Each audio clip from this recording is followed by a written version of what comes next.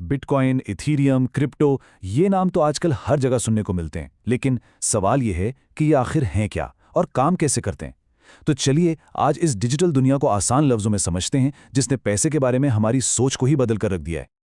तो जब ये नाम सुनते हैं जहन में बहुत कुछ आता है। क्या ये सिर्फ डिजिटल सिक्के हैं या इसके पीछे कोई बहुत बड़ी टेक्नोलॉजी है?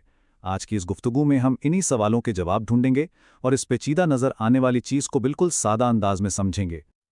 अच्छा, तो आज हम क्या किया जानने वाले हैं। सबसे पहले तो यही कि क्रिप्टो करेंसी है क्या, फिर देखेंगे कि बिटकॉइन और इथीरियम में क्या फ़र्क है। उसके बाद समझेंगे कि ट्रांजैक्शंस कैसे होती हैं, डिजिटल वॉलेट क्या है और इसे कैसे इस्तेमाल करते हैं, और आखिर में इस बड़े सवाल पर बात करेंगे कि क्या यही पैसे का मुस्तकबिल है। तो आइए बिल्कुल शुरू से शुरू करते हैं और इसकी बुनियाद को समझते हैं। आखिर ये क्रिप्टो करेंसी होती क्या है? देखें, बिल्कुल सादा लफ्ज़ों में क्रिप्टो करेंसी एक डिजिटल या ऑनलाइन करेंसी है, यानी ये सिर्फ इंटरनेट पर मौजूद है। इसका कोई फिजिकल नोट या सिक्का नहीं होता जिसे आप अपनी जेब में रख सकें। और इस सारी डिजिटल करेंसी के पीछे जो टेक्नोलॉजी है वो है ब्लॉकचेन। इसको एक डिजिटल रजिस्टर या खाते की तरह समझ लें। हर लेन देन एक ब्लॉक में रिकॉर्ड होता है और फिर ये ब्लॉक्स एक दूसरे से जुड़कर एक लंबी जंजीर यानी चेन बनाते हैं। और इसकी सबसे खास बात, एक बार कोई ट्रांजैक्शन इस चेन में शामिल हो गई तो उसे कोई भी बदल या डिलीट नहीं कर सकता। ठीक है, तो बुनियाद तो समझ आ गई। अब आते हैं इस मैदान के दो सबसे बड़े खिलाड़ियों पर, बिटकॉइन और इथीरियम। एक तरफ है बिटकॉइन यानी BTC। ये सबसे पहली और सबसे मशहूर क्रिप्टो करेंसी है। इसे 2009 में सतोशी नाकामोटो नामी किसी शख्स या ग्रुप ने बनाया था। इसका मकसद था एक ऐसा डिजिटल कैश बनाना जिसे कोई एक बैंक या हुकूमत कंट्रोल ना कर सके। दूसरी तरफ है इथीरियम यानी ETH। ये सिर्फ डिजिटल पैसा नहीं है बल्कि एक पूरा प्लेटफॉर्म है। इस पर डेवलपर्स स्मार्ट कॉन्ट्रैक्ट्स और ऐप्स बना सकते हैं। ये ऐसे मुआहदे हैं जो खुद ब खुद पूरे हो जाते हैं बगैर किसी वकील या बैंक के। अच्छा, तो अब जरा इस सिस्टम के इंजन रूम में झांकते हैं और देखते हैं कि क्रिप्टो ट्रांजैक्शन होती कैसे है। इसके 4 सीधे साधे स्टेप्स हैं।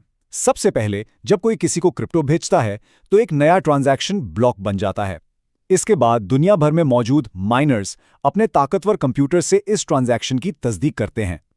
जैसे ही तस्दीक होती है, ये ब्लॉक हमेशा के लिए ब्लॉकचेन का हिस्सा बन जाता है और आखिर में भेजने वाले और वसूल करने वाले दोनों के डिजिटल वॉलेट अपडेट हो जाते हैं। और हाँ, ये जो ट्रांजैक्शन को वेरीफाई करने का पूरा अमल है ना, इसी को माइनिंग कहते हैं। और जाहिर है ये काम मुफ्त में नहीं होता। इनाम के तौर पर माइनर्स को कुछ नए बिटकॉइन या इथीरियम मिलते हैं। यही वो तरीका है जिससे नए कॉइन सिस्टम में आते हैं। चलें, थियरी तो बहुत हो गई, अब आते हैं अमली बात पर। अगर किसी के पास क्रिप्टो है तो वो उसे रखेंगे कहाँ और इस्तेमाल कैसे करेंगे? क्रिप्टो करेंसी रखने के लिए एक डिजिटल वॉलेट की ज़रूरत होती है। ये एक ऐप की तरह है जो फ़ोन या कंप्यूटर पर होती है। ये किसी का डिजिटल बैंक अकाउंट भी है और एक महफूज तिजोरी भी, जिसकी चाबियां सिर्फ उसी के पास होती हैं।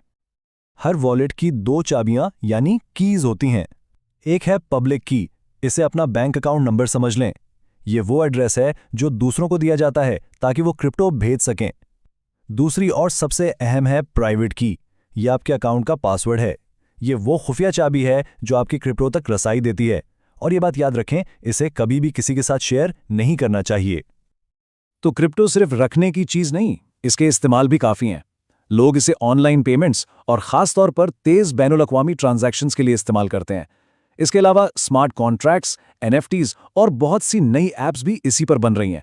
कुछ लोग इसे एक तवील मुद्दती सरमायाकारी के तौर पर देखते हैं, जबकि कुछ रोजाना ट्रेडिंग भी करते हैं। लेकिन एक बहुत अहम बात, क्रिप्टो मार्केट बहुत ज्यादा वॉलेटाइल है। मतलब इसकी कीमतें एक ही दिन में बहुत ज्यादा ऊपर नीचे हो सकती हैं। इसलिए इसमें सरमायाकारी हमेशा बहुत एहतियात से करनी चाहिए। और आखिर में आइए इस सब की बड़ी तस्वीर को देखते हैं। क्या ये वाकई पैसे का मुस्तकबिल बन सकता है? एक सोच ये है कि क्रिप्टो करेंसी एक नया डिजिटल मालियाती निज़ाम है जो दुनिया के पुराने बैंकिंग सिस्टम को चैलेंज कर रहा है। ये सिर्फ एक नई करेंसी नहीं, बल्कि ये पैसे के लेन देन के बुनियादी तरीकों को ही बदल रहा है। और इस पूरे सिस्टम की सबसे इनकलाबी बात पता है क्या है? वो ये कि बिटकॉइन और इथीरियम ने ये दिखाया है कि मालियाती लेन देन के लिए किसी बैंक जैसे दरमियाने इदारे के बगैर भी भरोसा कायम किया जा सकता है। ये टेक्नोलॉजी लोगों को बराह रास्त एक दूसरे से जोड़ती है।